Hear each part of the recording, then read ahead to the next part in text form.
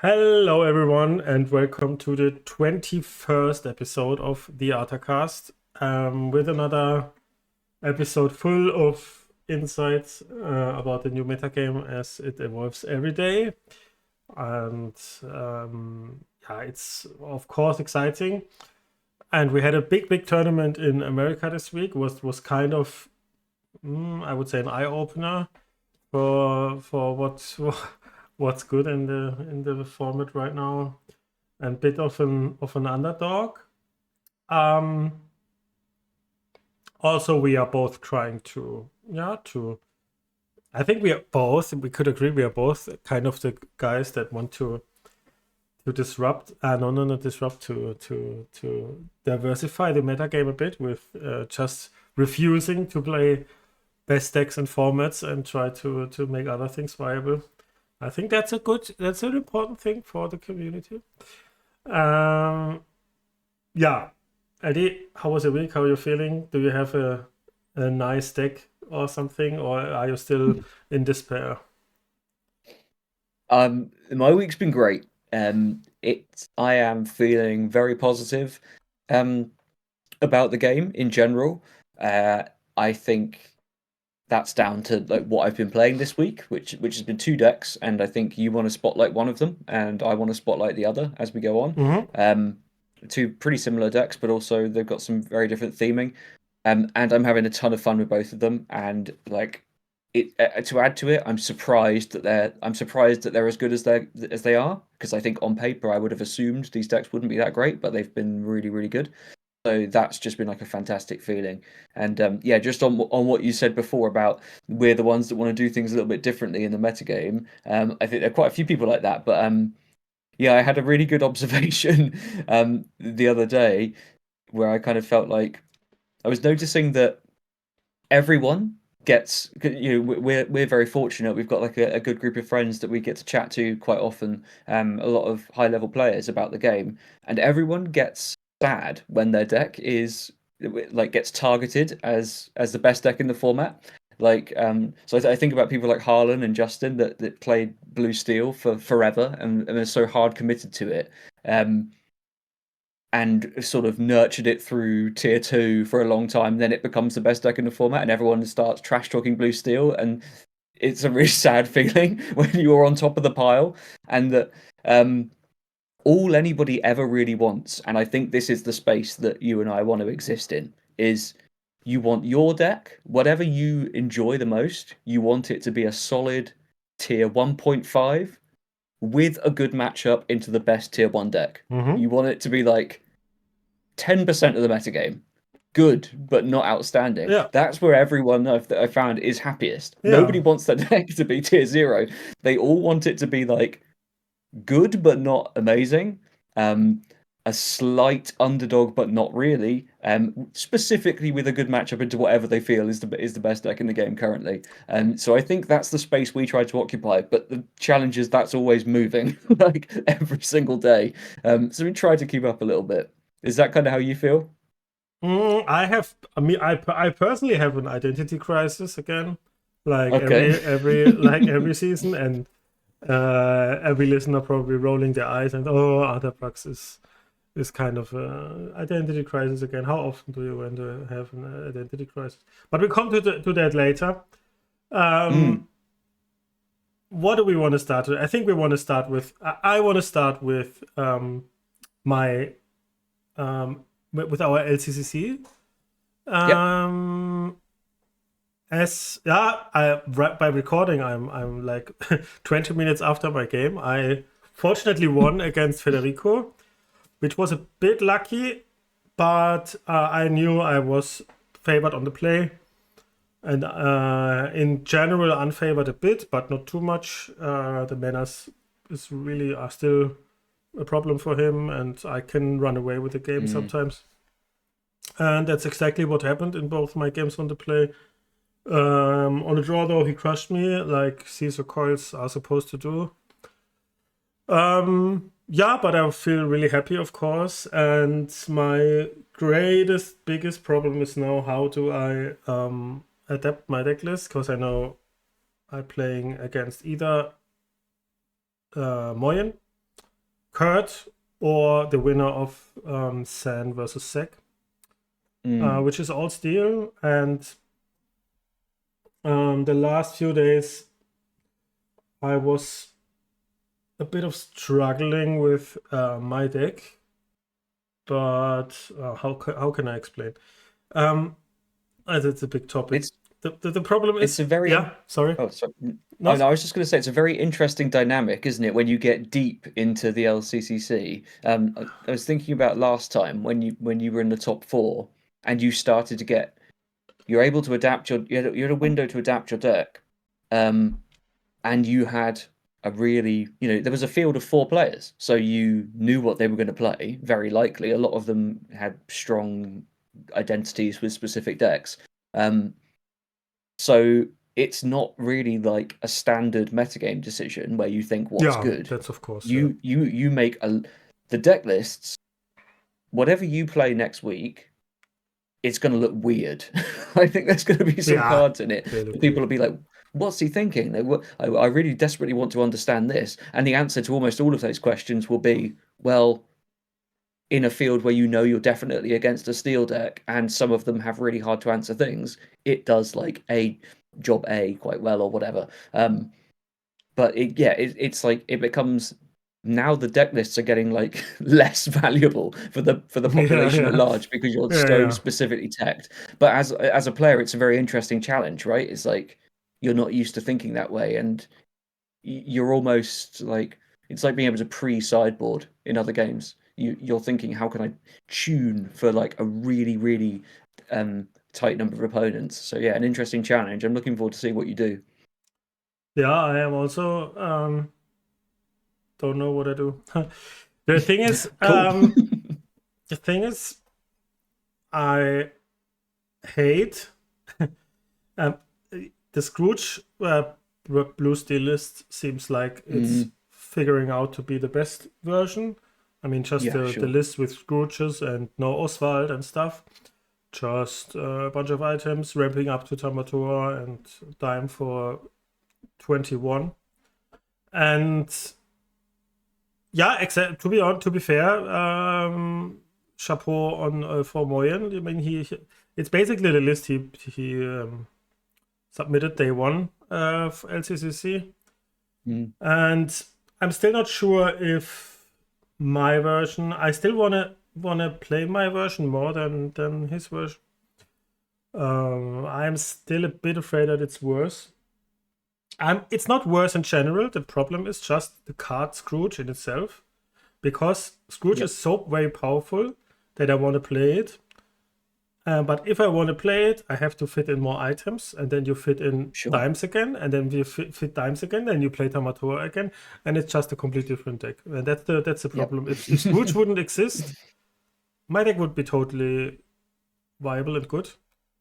And that makes it a weird position. I still think the strategy, what my deck does, because many people doubting it, I'm not doubting it. I still think it's viable. I still compare the deck like a Steel Song with Magdak Menace. Imagine Steel Song would have Magdak Mana. It would be absolutely busted, and it's not far away from that. It's not too far away from that. It has nearly the same amount of removal than Steel Song. Has good singers as well, so it's not too far away. So I win many games with just singing a Zeus and slamming a mana on the same turn, and then call it a day and say GG. I mean, that's still, I think that's a viable strategy still. But the question is just, is the high item version strictly a better deck? And when we say yes, then I have to play it, but I don't want to. Because one of the least favorite things I want to do in Lorcana is playing a blue steel mirror where both players setting up a dime for 12. That's I rather jump out of the window than doing that. Yeah, that's my main struggle. I think the LCCC next round I will play a Artabax list still. Also, I don't want to disappoint my community or my my my friends that I think are playing my own list, and I invented it, so I want to play it.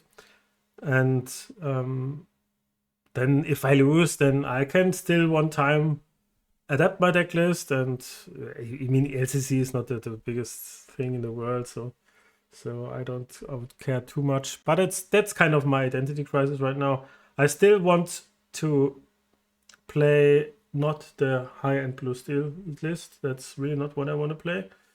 And the meta is problematic in that regard, that I want to try to play something aggressive, and both blue steel and blue red, what are really, really, really, you can easily say they are the best decks in the format, I think.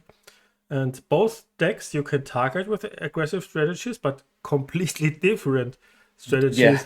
Yeah. I mean, blue steel, you rather play only high willpower characters, and against blue red, you rather play only high strength characters. So, and that's the Yep. difference.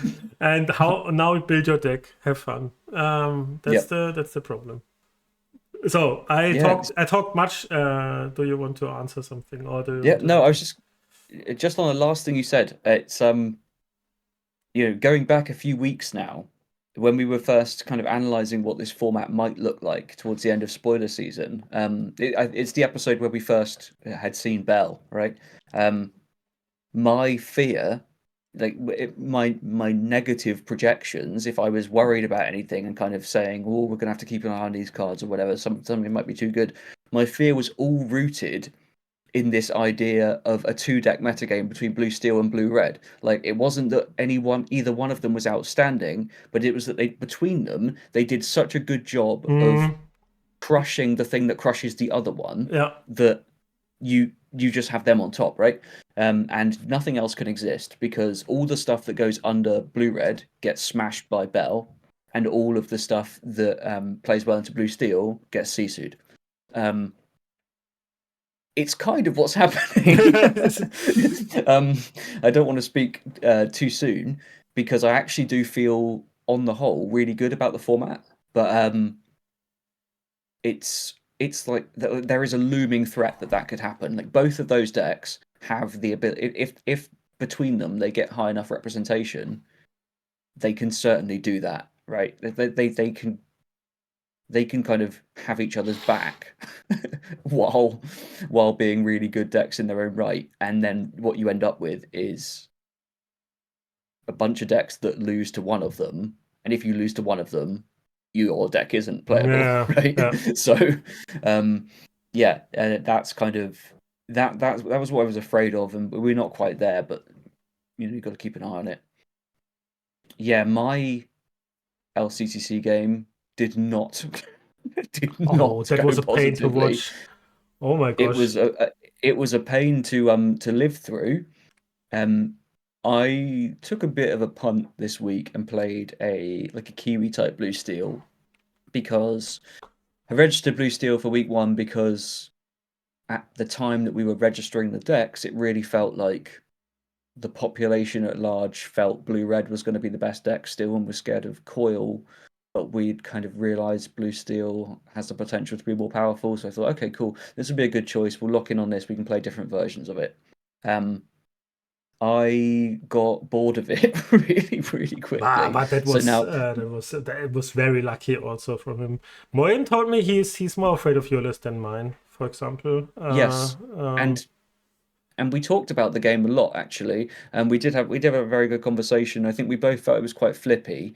And as I said to you, I said, well, all I need to do is win the dice roll, and I'm all good. I lost the dice roll, but then I also lost my game on the play, so it didn't help me too much. Um, his deck, and I said this in the post game interview, it kind of has like a slow early game, but Bell completely forgives that. So if he doesn't find a Bell in these games, he's really vulnerable to like mm, yeah, my that's curve what I outs, experienced as basically. well. Yeah. Yeah. If they don't find it, then they basically lose. And if they do find it, there's almost no way for them to lose. So it's really high variance, a really, really high variance card, when you've not got any other like one drops or well statted 2-drops to back it up, you're really all in on that plan. Like I believe that 50% of the time I can find this, that's fine. So basically I needed a bit of luck on my side. My draws were a bit limp, and bad. and his draws were like red hot. He Yeah. had two bells in that second game, and we were saying, having a conversation with the judge after the game, and he kind of pointed out my second to last turn. He said, "You docked and you inked something, and then you were holding a Fortisphere and you didn't play it. Why was that? What was the reason for that?" I think he was expecting some deep insight. What was this next level play of just not running out the Fortisphere? And I was like, there was no next level play there. There was literally just I passed the turn without fully thinking through what I was about to do, because like in my mind I was stone dead for like the 5 turns running up to that, and I didn't want to concede in 10 minutes. But they were very one-sided games, and I'll have to think carefully about what I play in the next round, because I think the Kiwi builds of Blue Steel, as they always have been, are fantastic on the play and real bad on the draw. Like, you can make your game on the draw a little bit better, but it's a dice rolling deck. Yeah, that's what I It experience as well. That's what I don't want and to play. Lawrence and cards and all cards basically are in my version are not that vulnerable on the draw. That's what I yeah, experienced. But also I tend to build my decks very fair often, and that's maybe an issue from hmm my deck building abilities that I often play. You say it's exactly how you say. I talk with Moyen a lot, and I think it's aggro can be problematic sometimes. And then he says, "Yeah, I have Bell and Scrooge." And I think, okay, if that's the answer, then I mean you hit Bell like 55% or something. So I think, and what do Yep. you do the other games? But maybe that's just the correct mindset to just think, okay, I have Balanced Scrooge, and not think, okay, I play 2 other 1-drops just to be more consistent, and yeah. So that's a real, it's a really hard question for deck building. Yeah. So probably still the case that you against bad players, it's better to play a more consistent deck, but against good players, you probably have to high roll a bit more.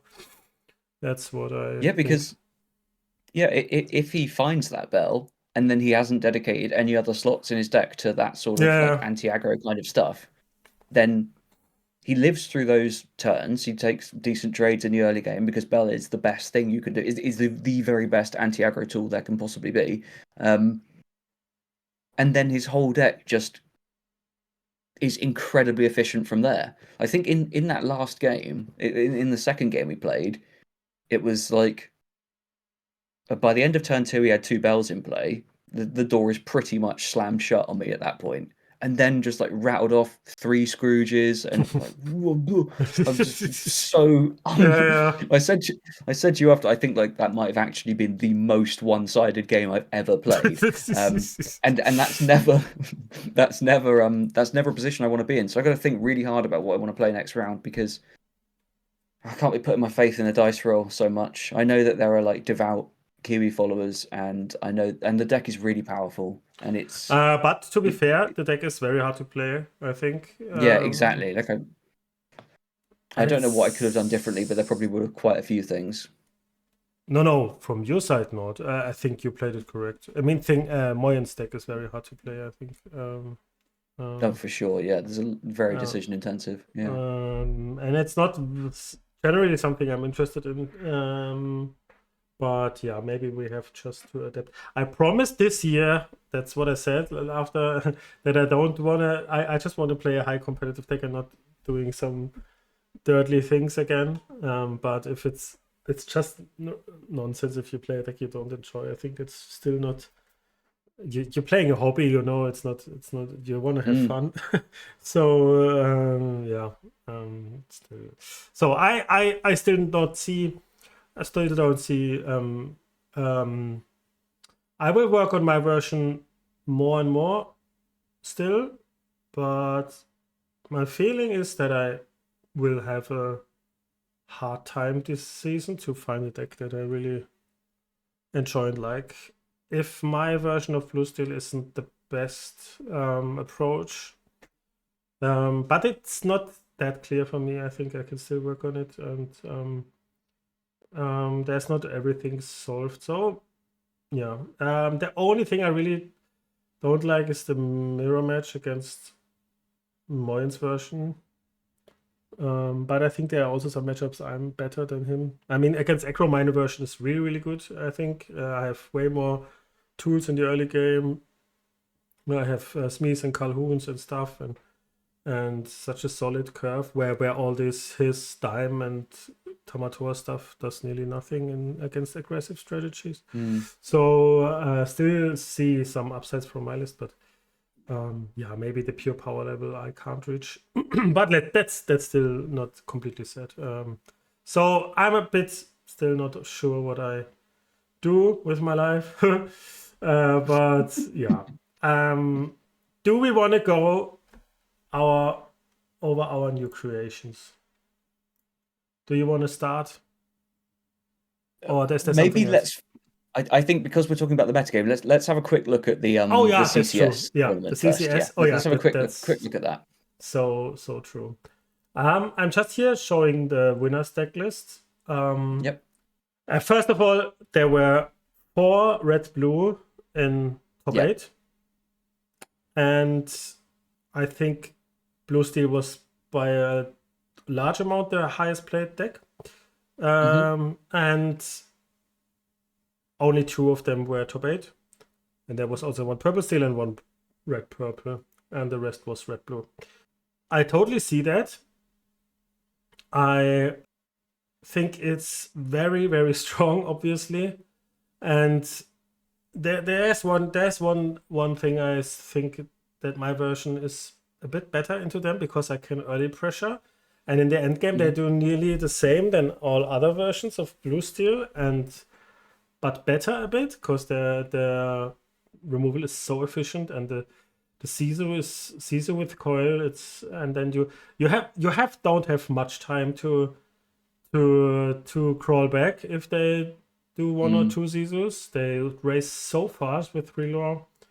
I totally can see why this was dominated by red blue. Also, but because red blue also was not on the radar that much for the people. Yeah. Yeah, and this version here from the finals, from the winner, nothing. I think it's a very basic list. Nothing standing out here. Only 3 Sapphire coil is a bit interesting for me.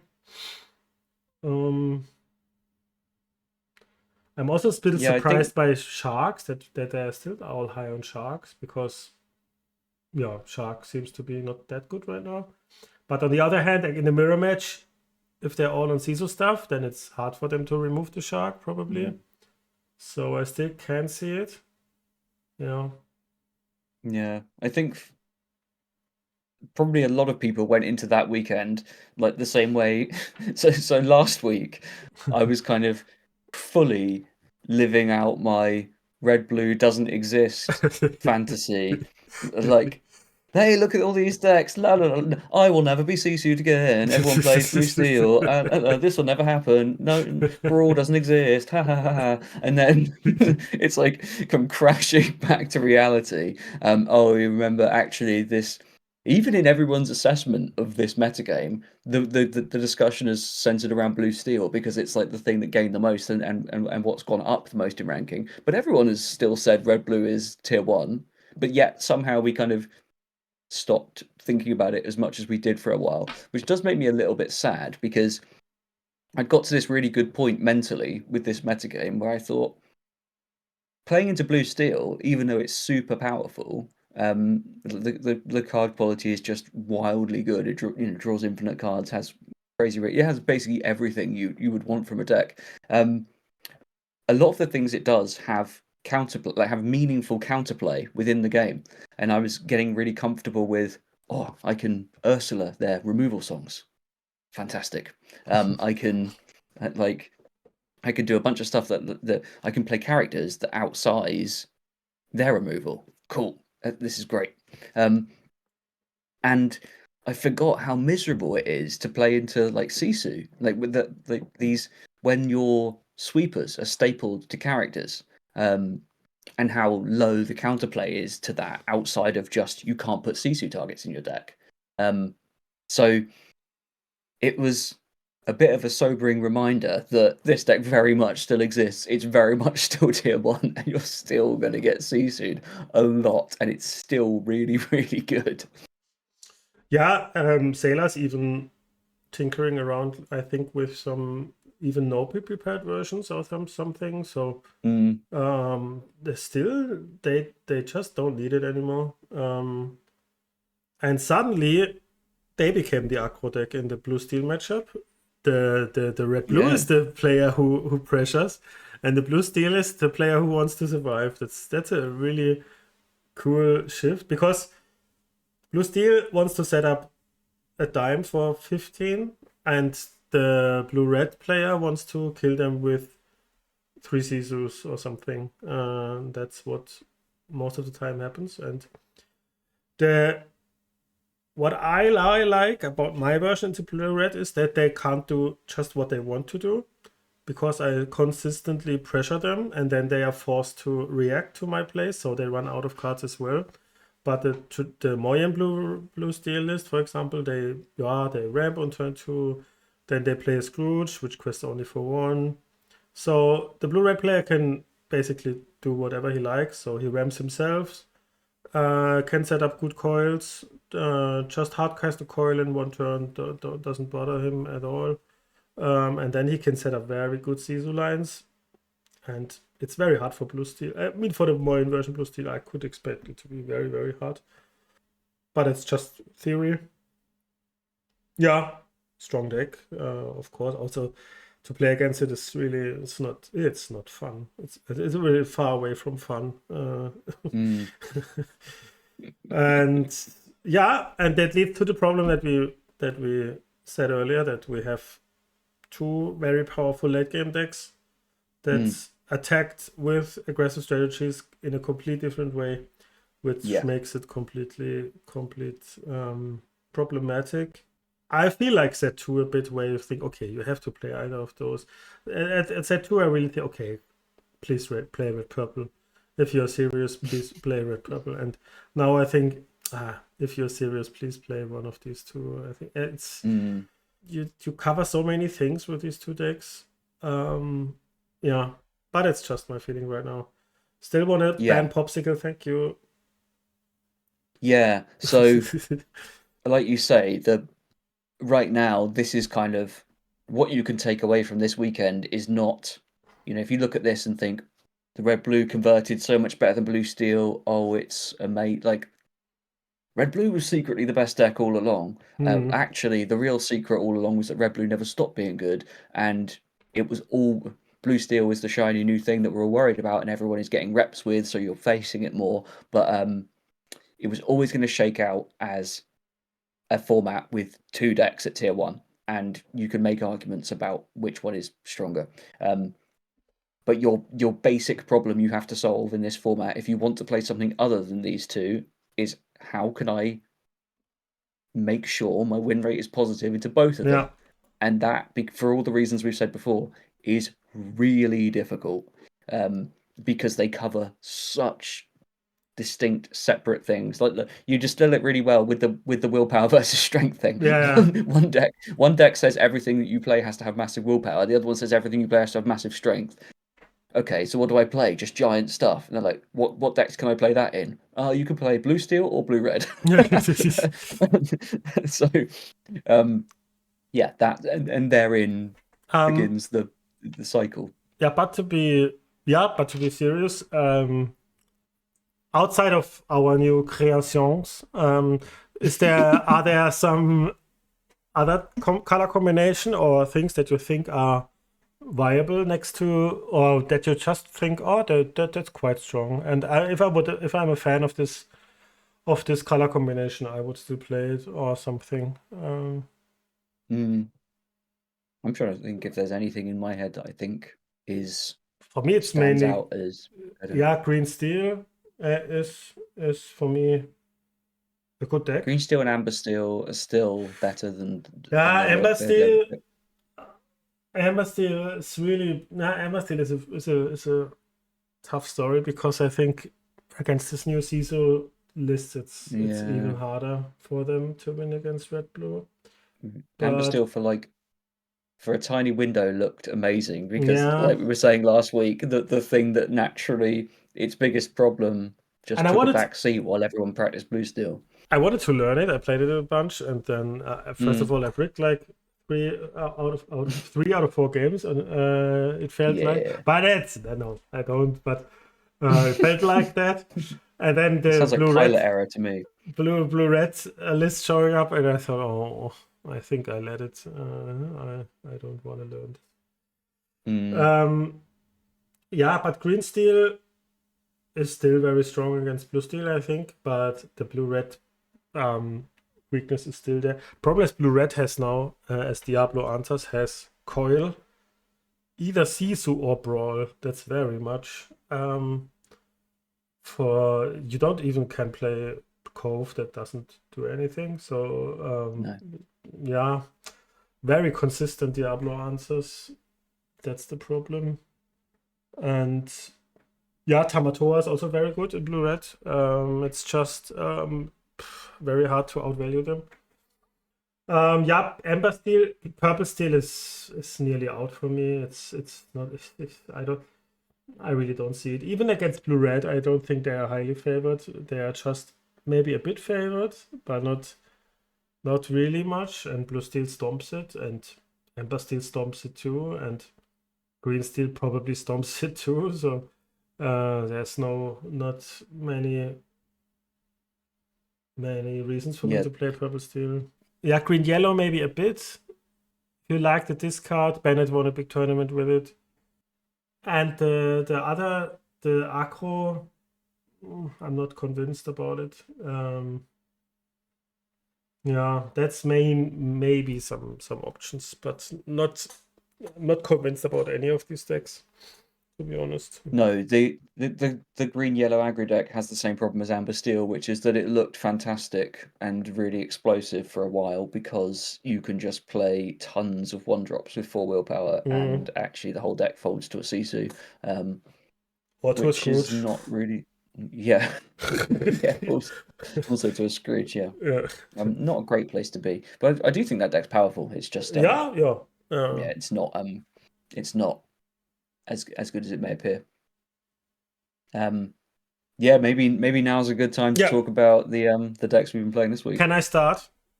Yeah, of course. I know I will make so many people happy now. We have You're giving the people what they want. I'm giving the people what they want. It's green purple, relatively traditional green purple, with some slight new changes. Wait. I explain you the whole idea. The whole idea was I'm sick of this shit. I'm just playing some purple cards I like, and I want to lose my mind in older days and playing fun cards again. And then I thought about how to beat the blue steel deck. It's mainly built about how to beat blue steel, because I play blue steel myself and I sometimes lost to a random genie, and I thought, lol. And the basic idea was for me to play only 1-drops that are good into Bell, like not dying, or you draw to get the card back, and that's for the Little John is very good with 0-4, or the Diablo is good, of course. Clarabelle is in a high item meta, of course, very good, even without a shift line, I think. As 2-drop, we have then Cusco, which are also happy to dice. All of these cards are very good with crap. So what you basically do is, I can't quest, but I just wait till I can grab your bell or something.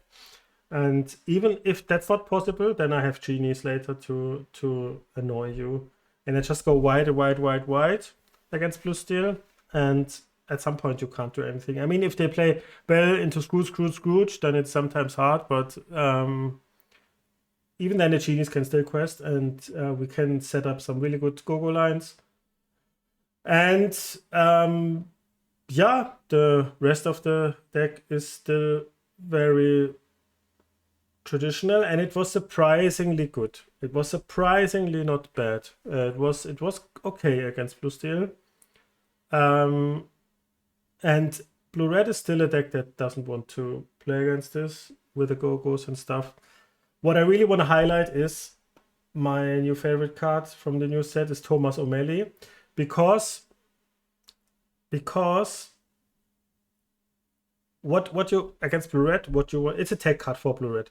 What I experience always against blue red is, okay, my whole board dies. Most of the time I don't care too much. What I care about is that they win in 2 turns because they see the quest for 3. And then you have not long time to recover. What you do with Thomas O'Malley is playing before the Sisu turn and never quest with him, so you can always trade the Sisu, and then it's a long way for them to go to win a game. If their Sisu always dies, that's what I experienced, and that's what is Thomas O'Malley is able to do. And even against Amber Steel, he's very good because he can trade.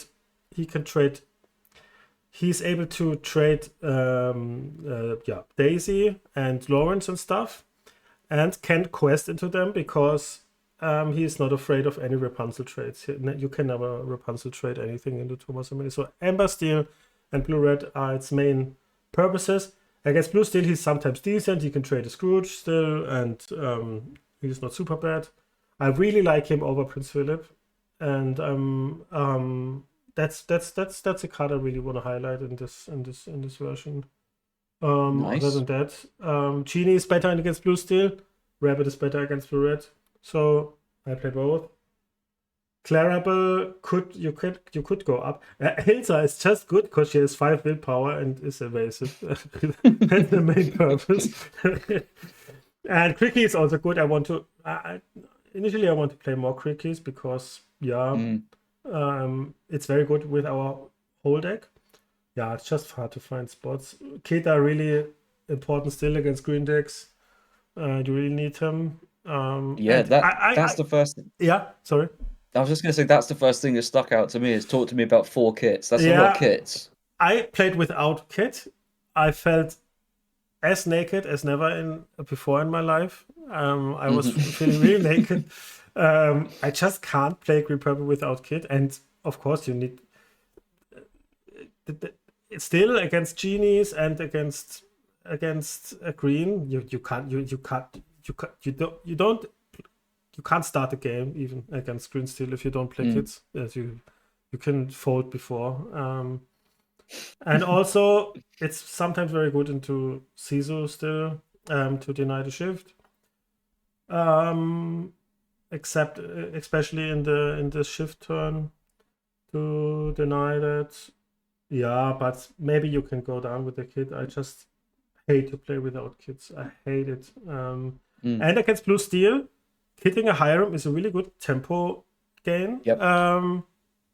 If they want to draw more cards, they need to spend 4 ink.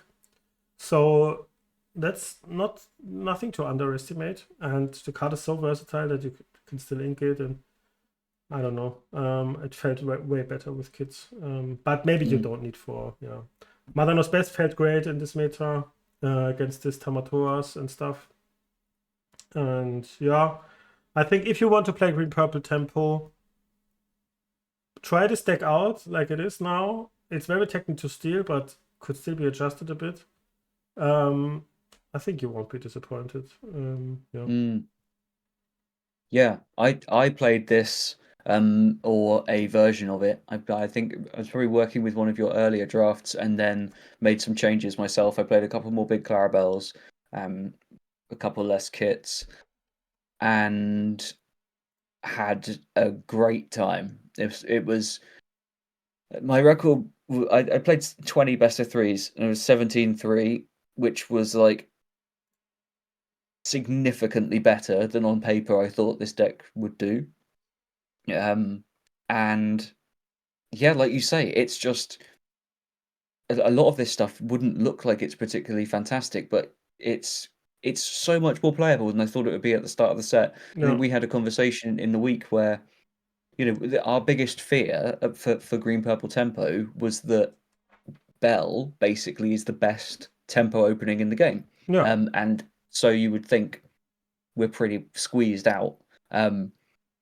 It's actually so much easier to fight a Bell than it appeared at first. There are ways around there aren't ways around it. You can never stop it being a 3/3 that costs 1. that always happens. But there are ways for that to not snowball into crazy advantage for your opponent. Ursula, 2-drop Ursula is so good right now. I can't really understate how But just the fantastic this card combination is. of 2-drop Ursula plus Genie is so great. Yeah. It felt so great. 2-drop Ursula plus Genie is so hard to deal with for especially blue steel. It's kind of simple, but cool. Yeah. 2-drop Ursula into Crab into Genie is a really, really good and so fair line. Yeah. Like, that is such a fair thing to be doing. While everybody around you is doing the most wild stuff you've ever seen, you just go, I'll play a 1/3 on turn 2, I'll crab it. Turn 4, play a Genie. It's so fair. That's so good. It just like those lines still win games, which is great to know. But this is a crab and cricky deck primarily. Yeah. Like right now, crab's always been fantastic, but some meta games not so much. But like right now is crab time. It's time to be crabbing. Time, That's it's crab time for sure, and makes me happy that it's also Thomas O'Malley time. I know that you were very high on that in our initial sort of Card set review when we were talking about key cards. If you can get this into like a high performing trust me, tournament winning list, then your job will be done. You said at the start you're having an identity crisis. I suggest you commit yourself to making sure Thomas O'Malley gets his rightful place in the top 8 somewhere. I don't and that'll be even all the know identity you need. I don't even know from what movie he is. Is it Aristocats or something? Thomas O'Malley. I don't know. That's the best. Like, we have all these fantastic like movies and things that these characters come from, and some of my favorite ones are the ones that I've just got no idea about. Like, I realized the other day when I was like playing with Lawrence for like the 1000th game ever, I was like, this dude could be any guy. This is just like some man in a hat. He's completely meaningless to me, and yet I've got such a strong. I feel more endeared to him because I've got no idea who he is. Like, it's just when he's you, not. It's just when you Wikipedia search for male, then just the Lawrence comes, right? Yeah, he is. This is. I think it was a really mean insult. The context I heard it in. I once heard someone describe a person that we knew mutually as a level 1 human man. So I was like, whoa, that's an awful thing to say about a person. I think Lawrence is a level 1 human man. He just could be anyone. And so when I look at him, I think like, oh, you're so much cooler than Genie because like you could just be any dude. I could meet Lawrence. And so I'm never gonna meet Genie. So I think, yeah. Don't ever research who Thomas O'Malley is. Just let it exist as a cat. Yeah, that's true. This is just some cat. That's great. It's just a cat, and I like it. I like the charm it's cat. Great cat. Okay. Well, yes. Time to shift gears. Time to shift gears to the non-dignity version. Yes. No. Yeah, I will say the deck I've primarily been playing this week is not a creation of mine, so I'm going to give full credit where credit's due. Yes, we'll look at the tournament winning version. There's a few variants out there, but yeah, this I mentioned last week about the green purple discard version that was coming out of Team Be Prepared in Belgium. With I don't want to attribute it to any one player because from what I gather, it's a team effort and they've done a fantastic job of building and refining this deck into something amazing. I really, really like this deck, and I know that will upset you, but No, it's playing the fine. burn deck that I was playing for a while got me hooked on Diabloing, and then being able to like shifting Diablo and then playing a genie in the same game. This is only achievable within green purple and action heavy lists, and to me, this discard version is actually not necessarily more fun than playing burn. Like I really enjoyed the burn deck, but like I think this has greater competitive legs. This is yeah, to me, this is super strong. And there are, you mentioned Thomas O'Malley as an anti-red blue card. Why don't you just commit yourself fully and play Iago? Because that is an anti-red blue card. Oh, that's the anti-red blue card. Yeah, I didn't understand this card. I still don't understand this card really. Um, Well, I said um, yeah. when I first saw it, I said in my head what I like to I since had in the 20 Law Discord we heard from one of the members of the team that built the deck and was explaining a bit more about Iago, which was great. But before that, I said I like to imagine that the team built the deck, they all fell in love with it completely. Suddenly, all of their local tournaments became green purple discard That's mirror. what I thought It's as just well. and then you play the Iago because it's completely free. If you're all facing mirrors, then you play Iago and it just kills genies forever Yeah, and yeah. is huge. And And then Diablos. the improvisers go in to Yeah, fight the yeah. Iagos that the other people put in. This is Um, that's what I and thought as well. Yeah.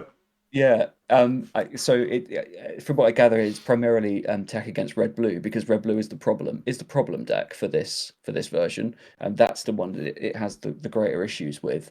Um, but yeah, I played without Iagos. I've tweaked a couple of versions. As soon as I've got something that I'm really happy with, I'm Mm-hmm. sure I'll share it. But for now, it's very important to me that like the credit for this goes to the people that have Mm-hmm. created it. And I know that Dinu, the player who did win this tournament, has his own metafy and everything. So it's like we can't all be shouting about the same thing. It's like I'm playing this, I'm having a fantastic time playing it, and I'm iterating a little bit for what I'm comfortable with. But like this is their creation, and should go to True them. Prince Jonah, it's still a bit uh, Yeah. weird. It feels like. Or...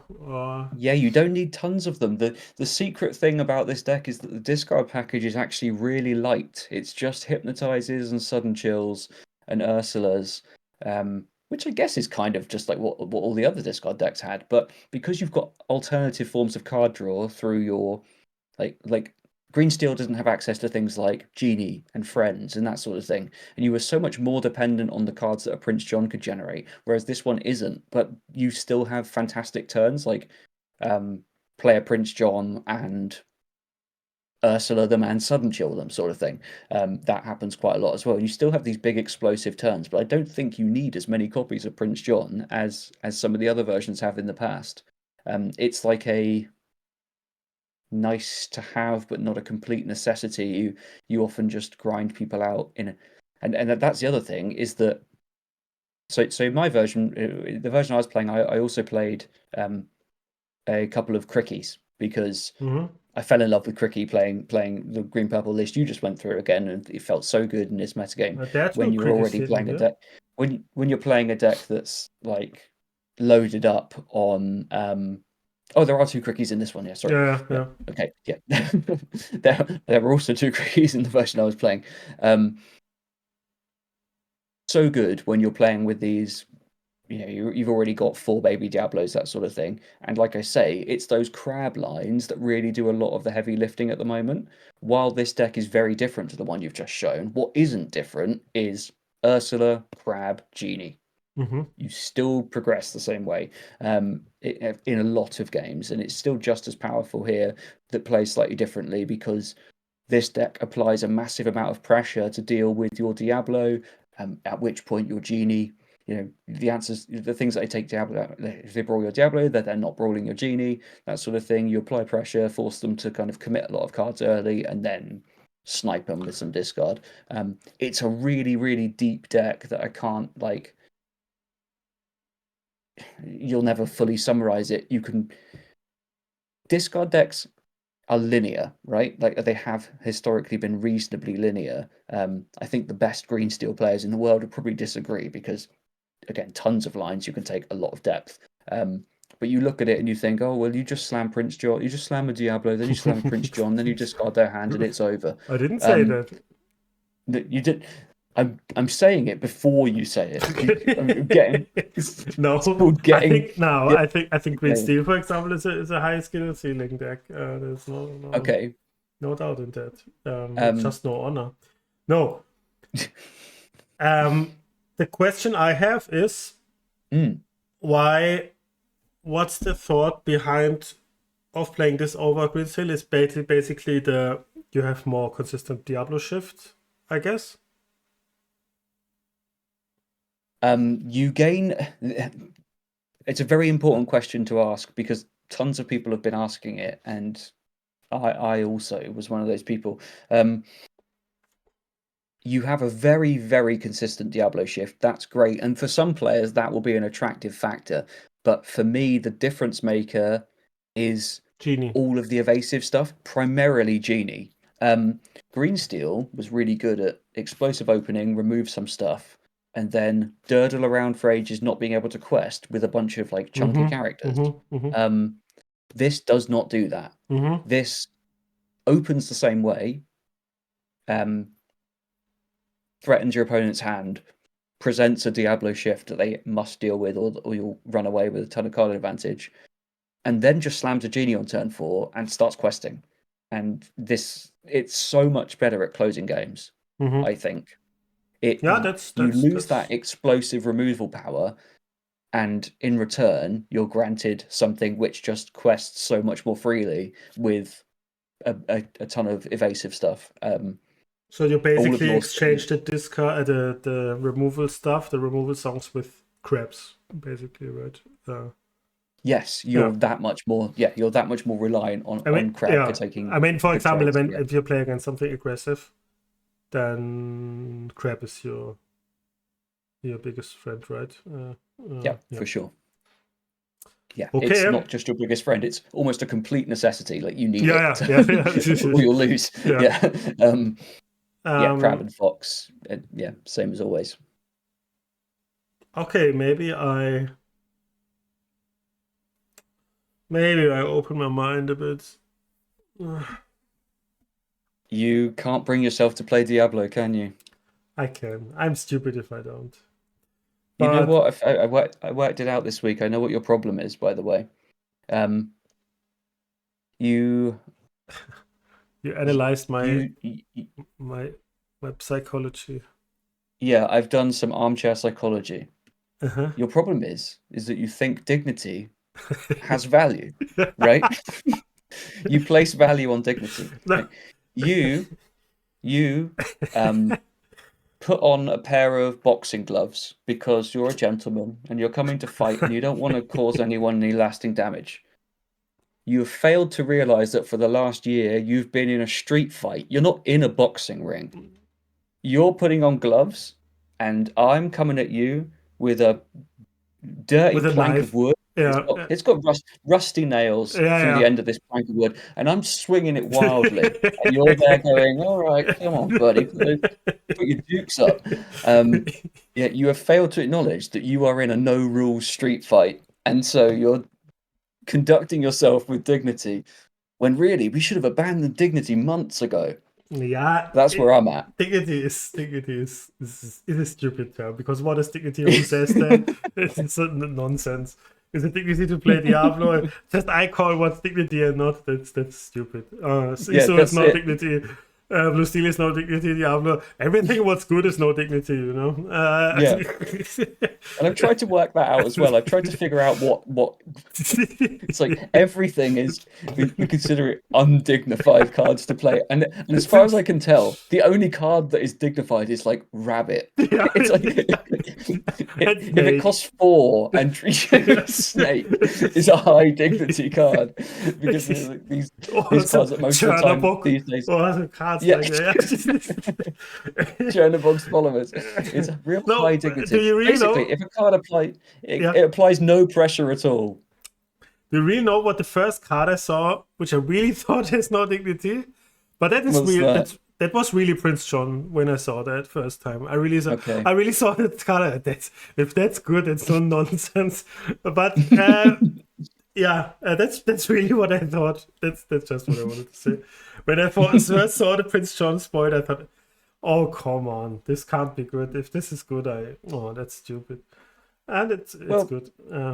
I think it's fair because like Prince John has been very powerful in some metagames in the past. I mean, obviously the Bucky metagame comes to mind, was crazy good, and at that point, No, he wasn't everyone even was played kind in of Bucky, right? He was not played in Bucky, I think. oh, a couple of lists towards the Yeah. end. Yeah, okay, I'm getting confused between different versions of Green Steel. Yeah, it doesn't matter. Well, regardless, he's been fine. There were people different stages where discard has been good, and people kind of like, well, what's the problem with the deck? And Prince John is one of those cards you can point to as like a design mistake in the sense of if something has a really powerful static effect like that, it probably shouldn't have ward. Yeah, that's what I meant. That's what I meant. Yeah. How Bucky had ward. Yeah. So like if that's your, I think that is a fair thing to say. It has no dignity because it's like these things that are innately non-interactive. That's like a bad feeling, right? Only things that are bad have dignity, you know. That's what I want. Yes, to say. Exactly. Yeah. If you want to have dignity, then just make a 60. It's just 60 purple cards. 60 vanilla cards. 60 vanilla purple cards. Maybe they can replace themselves, but that's it. Just Maleficent 3-drop and such cards. That is a high dignity card, Maleficent 3-drop. Yeah. I never slammed the Maleficent and my opponent. Oh, what can I do now? if I see someone play a 3-drop Maleficent these days, it doesn't matter what they're actually wearing. In my mind, they've got like a top hat and a little monocle in, a nice, well-appointed tuxedo. Whoa, that person is really conducting themselves with a great deal of dignity. That is, yeah, that's a high society individual. No, I will meditate and think about what is dignity and what is not. And next week I come with a complete new moralic how can I say standpoint, and then I will play only Diablos and crush you, and you don't want to be my friend anymore, and that's your fault then, you know. Yeah, fair enough. I accept that. Yeah. That'll be my fault. Yeah. Okay. Is there anything we forgot? I think that's pretty much everything. Like, I just wanted to say both of those for people that are, you know, we have a lot of people that watch every week and listen to us who you know, originally they've come to this because they were big time green purple fans, or they are still. Both of these versions that we've talked about are playable, and I think you're pretty interested in developing your version further. I'm really interested in exploring discard a bit more. I think this card is stronger. This card is stronger. I have to. Well, my records with both of them have been very similar. I think that actually the core lines are so the same, even though they're really different decks. That it's just what spin do you enjoy? The few different relative strengths and weaknesses, but yeah, there's hope. There's hope on the horizon that these decks can be playable, and not just playable, but really good. And even though we're in a super blue dominated metagame, there are things that can be done that are different and are viable, and you should carry that with you in your heart and remember it closely when you next get crushed by blue steel and red blue. I forgot a big upset of Sir Thomas O'Malley. He's a very good go-go setupper. Really? Yeah, true. That's really good. That's the last thing I have to admit today. Okay, so you're getting ahead of when someone in the comments says, I really wished someone just gave me one more plus point for Thomas O'Malley. I just wanted to hear one more for everything he's good at. Yes, exactly. That I wanted. You're cutting them off. Good. Give the people what they want. The people want Thomas O'Malley. Yeah, absolutely. And I think they should. The card is good. It's a good card. You don't have to say that. You can say it's shit. If you don't say, if you don't, The card if is you don't good. Copium. Okay, friends. That's this. That's the 21st. That was the 21st episode. A lot to laugh today. Funny episode. Till next week. Have a good one and bye bye. Bye bye.